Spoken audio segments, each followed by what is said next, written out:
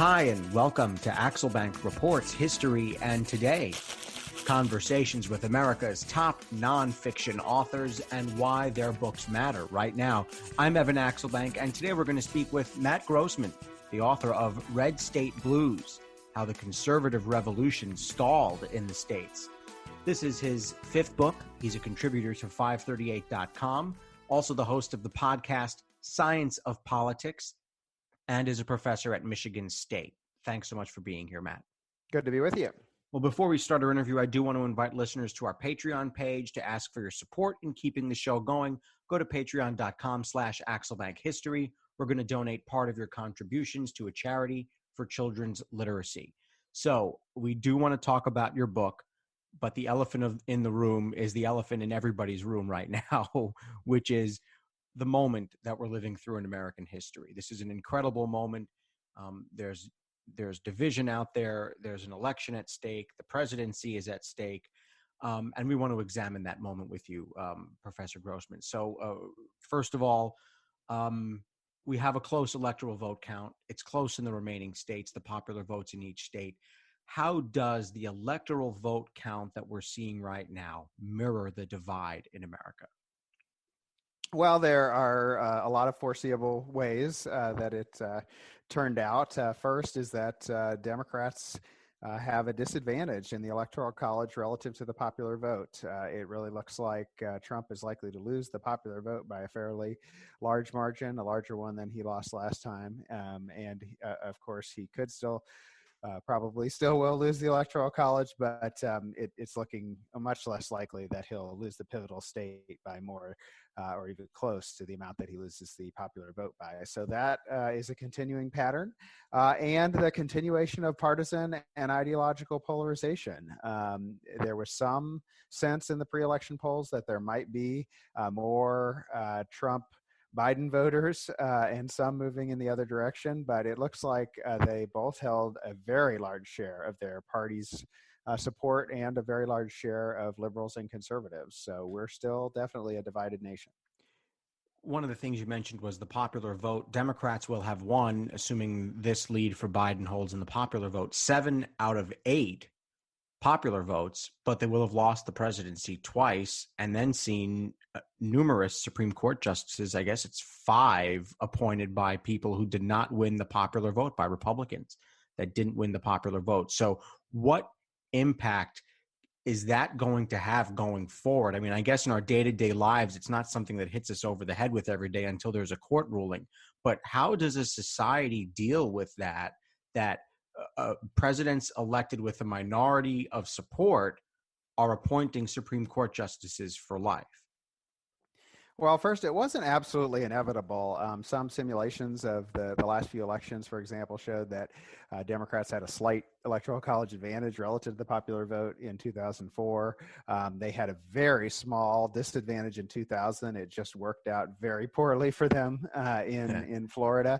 So what's new is that this big advantage that they gained under Trump seems to be holding. Not that the same states are holding, but that the divergence between the popular vote and the state vote seems to be holding.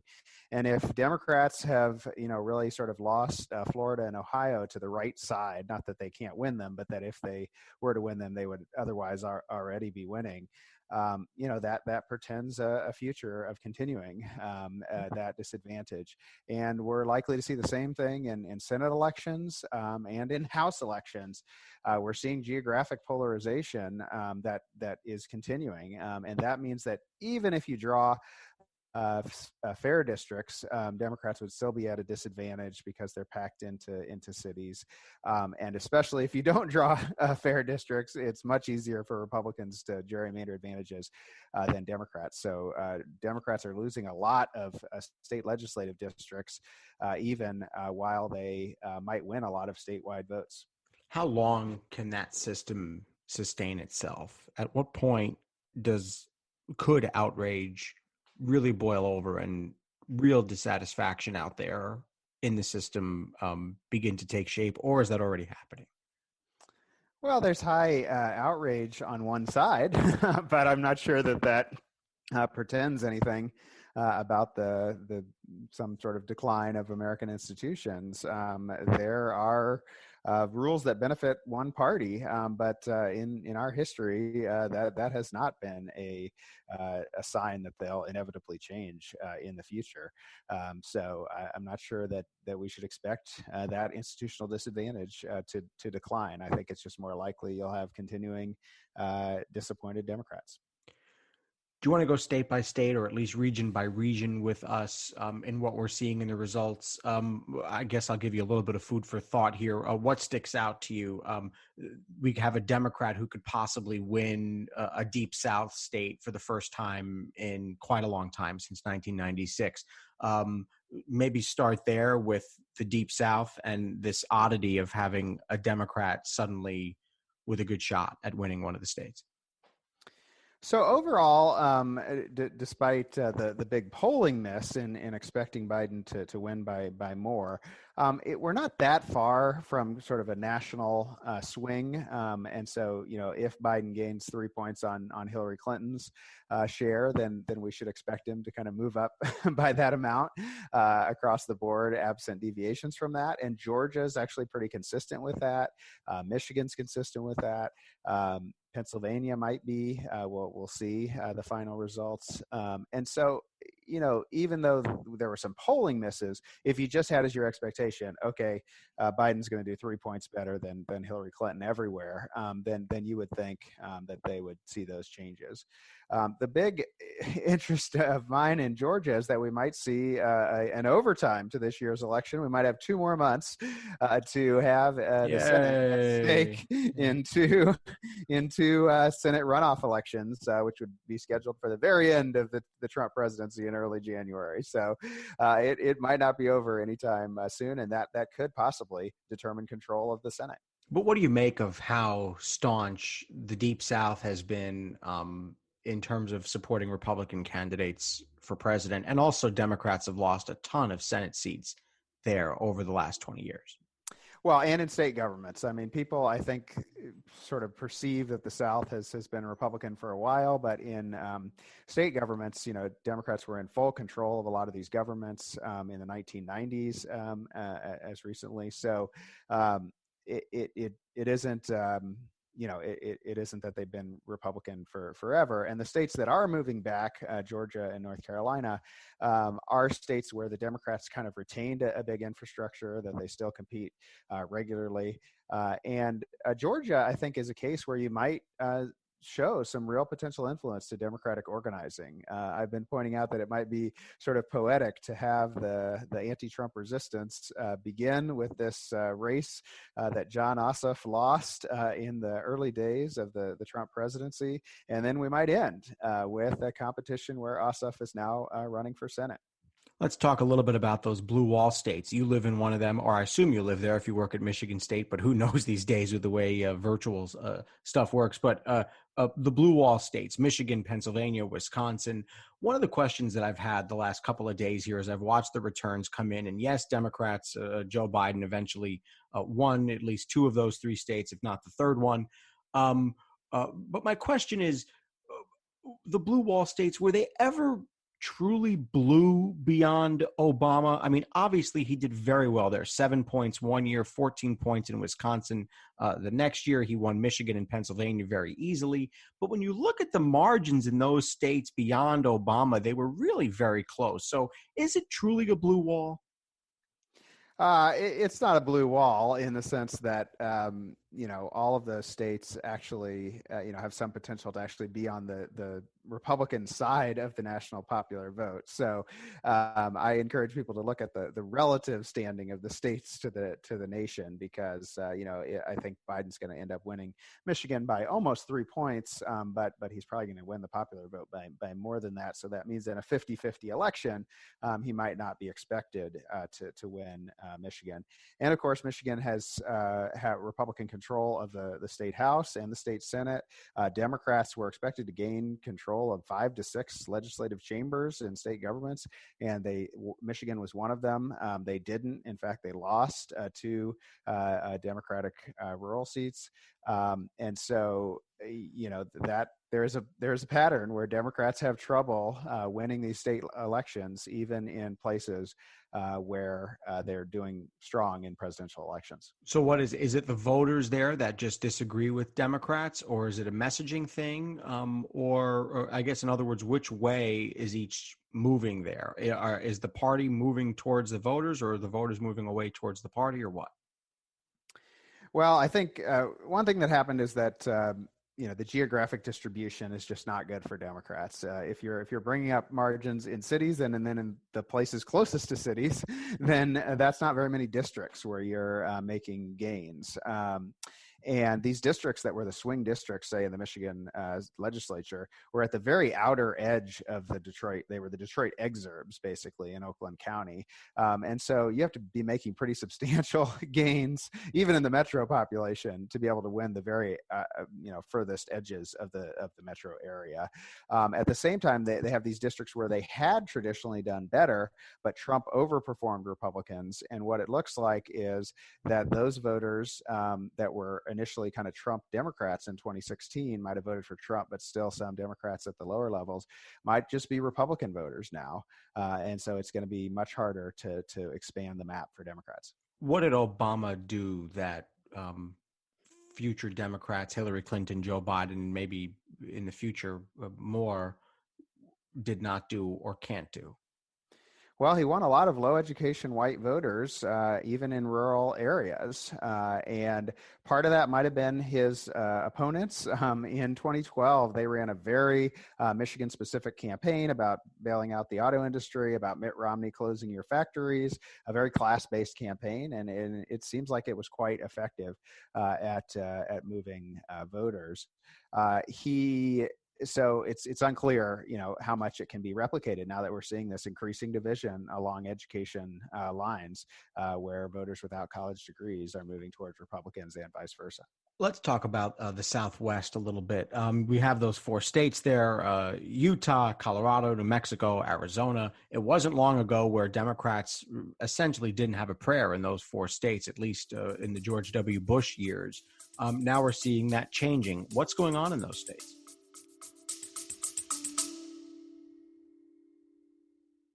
Baking from our childhoods just sticks in the memory, doesn't it? We never set off on holiday without piles of Tupperware. And there'd always be Bakewell slice, flapjacks, and tray baked scones in the boot. Do you not do that, Lisa? No. Sadly, I do not stack the Tupperware in the back of the car when we go off on holiday. Oh. Welcome to Small Ways to Live Well, a new podcast from the Simple Things magazine. Season 2 is a pick-me-up tonic that helps us make the shift from winter to spring. A 6-week suggestion box full of things to note, notice and enjoy about the season. Search for Small Ways to Live Well on your podcast app.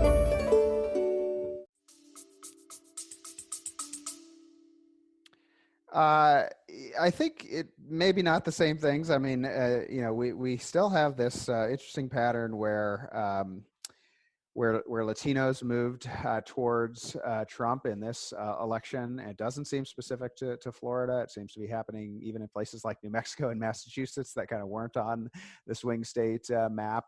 And so we'll have to see if that continues, or if the kind of population that's kind of closest to California Latinos is stays more staunchly Democratic. The other pattern is that these states, although they're big, open, and wide, they're actually incredibly metropolitan in their populations. So you just don't have many rural voters in Nevada and Arizona relative to other states. If there is urban-rural polarization in those states, it's going to help Democrats. Oh, okay. Another question that I want to ask and talk about a little bit here is the incredible scene that we're watching unfold here on TV, which is this very slow but diligent and methodical process being done by officials, yes, but ordinary citizens in a number of states: Georgia, Philadelphia, Pennsylvania, Arizona, Utah, Nevada.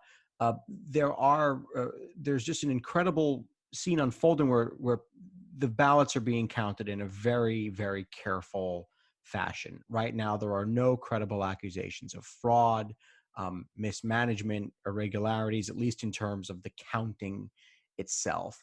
What does the process we're watching unfold now say about the pillars of our society? Well, we have some good news. Number one, we did not have election day violence. We didn't have a big surge in voter intimidation, even though over the weekend it sure looked like we might. We, have election officials doing their jobs. Patiently explaining why the votes are changing, why it takes a long time. All of that is good. I think the media is doing a good job dismissing Trump's early complaints of victory, uh, you know, dismissing the protesters that are appearing at ballot counting locations. So all of that is going well, but the process is really testing the viewer because of these blue and red mirages that we're seeing. We predicted them. We knew they were coming because some states count the mail ballots first and some states count the election day ballots first. And so we knew it was going to look like Democrats were doing better in Ohio than they really were, better in Arizona than they really were, and worse in Pennsylvania and Michigan and Wisconsin than they really were. Everybody knew that in advance, but it was still very hard to go through it. And I don't think it was sort of communicated to voters in a way that allowed people to see it and not be all that surprised. So what are the differences in the voting and counting laws in each state, reveal about our system? But then the next question is, can those differences withstand the test of time as the media continues to be further fragmented by social media, but also by different outlets? Well, the United States has extremely decentralized election rules and administration. And in 2000, everybody saw the counting of the hanging chads in Florida and said, we really need to nationalize this, or at least make these more statewide and transparent. And they did. They passed the Help America Vote Act. We did generate sort of money for state election officials, but we're still incredibly decentralized. And so we make all of these different decisions, and some of them are ridiculous, like in Michigan and Pennsylvania, where the officials can't start processing the absentee ballots before election day or the day before. And that just makes the count take longer for no reason. And so we have these problems, but we have said that we'll fix them before, and we haven't. So I'm not sure that we will this time. Another thing that we've seen is that the polls, I hesitate to say that they all missed because we don't have final counts yet. The electoral vote may well come out to be pretty substantial for Joe Biden, depending on how these last counts go. But let's face it, there is a lot of distrust in polls right now. They showed tremendous gaps for Joe Biden for a long, long time, including in states that, let's just look at Iowa, Ohio. He was seen as just about even, really didn't have a prayer. In Texas, he was seen by the polls as being just about even, didn't really have a prayer. Now, I don't want to put you on the spot here. You do contribute to 538. So, I don't want to make it seem like we're, coming after you here. But how do we deal with this lack of trust in polls? Let's face it, they're not going away. We're going to be seeing them again. So how do we beef up the institution, and how do we deal with the distrust that people have now in the polling industry? Well, there certainly was a polling miss. I don't think there's any doubt about that. We have places that have finished their counting, like Wisconsin, where there was a polling miss of 8 to 9 points. Yeah, right, Wisconsin. So there certainly is a polling miss. It looks like probably nationwide it'll be on the order of 3 points or so. I actually think the prediction models did better than people are giving them credit for. The whole point of the prediction models is we often have polling errors, and so how big would the polling error have to be for Trump to win? And the kind of consistent message there was he needs a bigger polling error than he had in 2016, and he's getting about the same polling error that he had in 2016. So I think that might have actually been helpful information. But and we do have polling errors. They don't always go in the same direction. In 2012, Obama's performance in the upper Midwest was underestimated by the polls. So it's not inevitable. Having said that, the polling error has been in the same direction in the same places for 2016, 2018, and now 2020 for the most part. And so there's definitely something systematically wrong. And it seems not just to have undercounted not to have undercounted Trump, but to undercount Republicans overall. And it wasn't just the public polls. It was these private congressional polls that candidates use. Democratic and Republican candidates had shown Democrats doing much better than they ended up doing in these U.S. House races, in the Senate races, and in state races. Can it be fixed? I think one thing we're learning is that it can't be easily fixed by doing something like weighting by education level or by previous presidential vote, because both of those things were tried in this election and don't seem to have made that much of a difference. One theory that I support is that there's a difference between how voters feel and their level of trust in social institutions and in other people. So if you just ask people, can you usually trust neighbors and friends or people around you? People who say no to those questions are both much less likely to respond to polls and much more likely to support Trump. And it's really hard to account for that. We're now seeing phone polls that only reach 2% of the people that they call. And so if there's any unrepresentativeness that can't be accounted for by demographics or previous vote, it's just very hard to fix. So what would you tell somebody the next time there's an election, which is going to be in a few months or I guess 6 weeks or so, right? That's when, at least that's when Georgia is, right? Yeah, about 8 weeks. Yep. So what would you tell people when these polls start coming out in Georgia? Well, a good rule of thumb is that, when you see a reported margin of error, you should at least double it in terms of its Okay. in terms of its likelihood of reaching the outcome. That is, like based on studies of presidential approval, for example, the variation in polls is about twice as big as it should be just from sampling error. And that's all the margin of error is accounting for. It's just if we got a completely representative sample, but just from sampling alone, how far would we be off? And there's all kinds of ways that we don't get a representative sample. And so you have to kind of at least double the error. And frustratingly, what that means is unless you have a candidate that's sort of firmly ahead, it's very hard to be sure that they're going to win. So if we have these close elections, it's very hard to say anything beyond it's close. Is there evidence that the polls have impact on voting behavior? There is, but it's not quite the way that people usually think. What actually happens is that who you vote for president is, of course, related to you voting for down ballot races for the same party. But who you think is going to win is actually negatively related. So if you think the Democrats are going to win, you're actually slightly more likely to vote Republican for down ballot races. Some of that is because there's just some people who are kind of just afraid of empowering one party to control everything.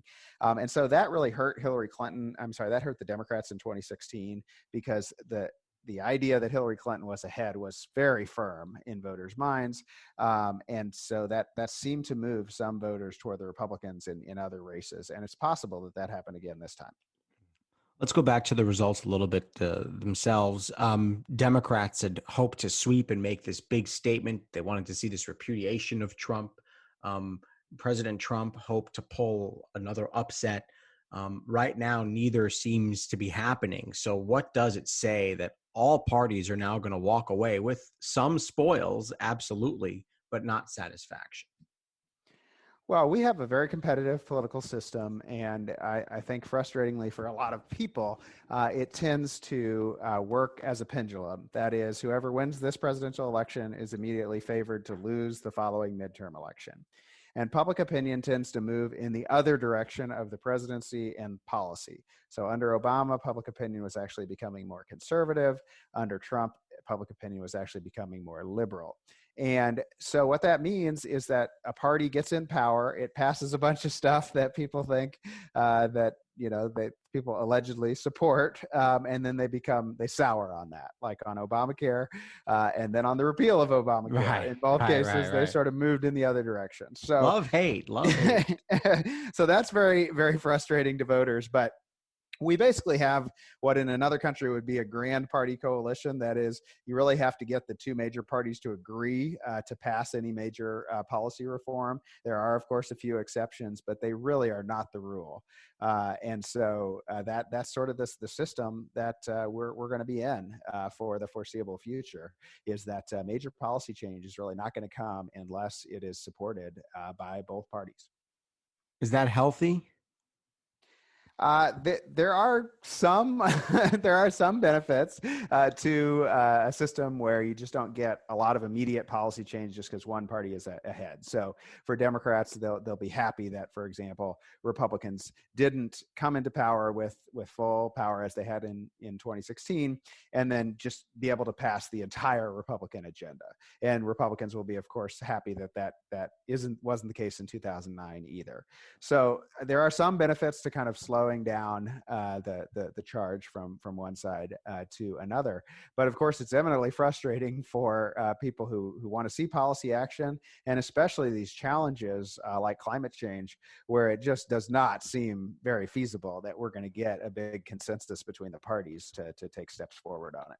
All this frustration that we're seeing at some point, people have, let's just say there has been talk for years when you have a beer with somebody or whatever, that there's this hunger for a third party. I want another option. People never seem to be fully satisfied, and maybe that's too strong of a term, but people never really seem to be satiated by the Democratic option or the Republican option.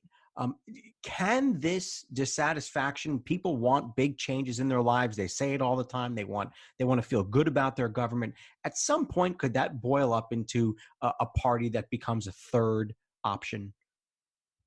Well, it's never been a block on a third party that people are so satisfied with the two major parties. They have control because the system is set up with rules that benefit the major parties, the big ones being presidential elections and congressional elections in single member districts. And unless those change, it's just really hard to see a third party succeeding in the United States, because what happens is what's happening in this election, a dramatic decline in third party voting, because a bunch of people voted for third parties in 2016 and saw that that might have made a difference to the election outcome, and they didn't want to do it again. Does it's something that I guess that just kind of comes up here all the time, which is that the difficulty to break through the two-party system, does that continue to keep people away from participating in it? No, that's the big finding from this election, is we're going to have record election turnout, biggest since the beginning of the 20th century as a share of eligible voters. We just had a midterm election, which was also record turnout in 2018. So we used to have all these conversations in the 1990s in the research about, okay, what's causing people not to be involved? Is it the parties? Is it the decline of civic organizational membership? Is it television? And it turned out that all that was irrelevant, and all we needed was an extremely high stakes election where both sides thought that it was extremely important that their side win. And that's what drives turnout, and it's what drove turnout this year. Two more questions. One is, when we do have a president, will there be a mandate, a governing mandate for that president to go and get things done? Well, we should separate kind of what is the what is the truth. The truth is that there's all kinds of reasons people vote for candidates, and we can't really say that one ideology has won or one policy platform has won. And that said, we often have presidents claim mandates, and sometimes they're effective. Not always, but sometimes, in convincing members of Congress that they do have a mandate. But that doesn't seem very likely this time. Biden ran a campaign that was mostly about kind of restoring norms in American politics, being against Trump. He did have a lot of policy proposals, but I think it's going to be hard to convince members of Congress that that's why he won. And of course, Republicans look more likely to control the Senate and gain seats in the House of Representatives. So they're going to be sort of immediately saying they have a chance to win the midterm elections. And it's just not a recipe for presidents to be able to claim that they have a mandate to pass a lot of things. Lastly, let's talk about your book, Red State Blues, How the Conservative Revolution Stalled in the States. How does this election fit or not into the narrative of your book? Well, the electoral story is pretty much the same. Republicans have been on a huge electoral run since the early 1990s. That is, they went from controlling only 3 state governments to controlling more than half before the 2018 election. And some of these changes really do seem to be fairly permanent. This was an election where it looked like Democrats had a chance to sort of win back some of these seats, to take control of the redistricting process next time, and that does not look like it's happening. And so that means that kind of disadvantage in state elections is kind of likely to happen. That said, the policy story, I think, is also holding up. The policy story is, even though Republicans made all these gains, they really weren't able to shift policy fundamentally in a conservative direction. The size and scope of state government kept growing. Liberalizing social trends kept going. And it's really hard to do things like stop spending more money on education and healthcare when they're extremely popular. And last night, even as we saw, say, Florida, or this election, we saw Florida moving to the right, but also passing a $15 minimum wage by a large margin. We saw, I think, 6 different states legalize marijuana or make it more legal. So you have these liberalizing social trends in policy, and you have this just large governments that provide services that people rely on. That means that Republican control does not necessarily move policy in a fundamentally different direction. Let me give you one more. Is it healthy that people are so nervous about all of this and that we're watching this all day and all night? Maybe that's an autobiographical question. Yeah, it depends who we. Of course. The data suggests that a very small percentage of Americans are kind of obsessed with politics, but they have been getting more obsessed over time, and so they kind of have divorced themselves from the rest of the electorate. So just one small piece of that is the introduction of cable news. You can tell from the expansion of cable systems that what happened is most people switched to watching sports and entertainment instead of news. But a few of us started spending watching news all day long. And so I think that pattern is not very good for democracy. What we need more people to be engaged, but not let it take over their lives. And we're getting kind of fewer people in that middle position. That said, these patterns of high turnout and polarization are not all bad. One thing that's happened is that people are really learning a lot more about politics. In the 1970s, the highest educated, most involved Americans knew less about politics than the least educated Americans do today. And they weren't able to identify differences between the major political parties and what they stood for. And now they can. They can do that now. Yeah. And the bad news is that has meant that they are very negative towards the other political party. The good news is that means that they're very engaged and they can vote consistent with their stated principles. Professor Matt Grossmann, long day, long night. Professor Matt Grossmann, author of Red State Blues, How the Conservative Revolution Stalled in the States. Thanks so much for being here. Thank you. Certainly check out that book and also his Twitter page, which is @MattGrossmann, and there are 2 N's on the end of that. I also want to invite listeners to our Patreon page to ask for your support in keeping the show going. Go to patreon.com/AxelBankHistory. We're going to donate part of your contributions to a charity for children's literacy. Thank you for listening to Axelbank Reports History and Today, conversations with America's top nonfiction authors and why their books matter right now. Be sure to check us out on Facebook, Twitter, and Instagram at Axelbank History. We update those with clips from the show, guest announcements, and book recommendations. We'll see you next time. Thanks.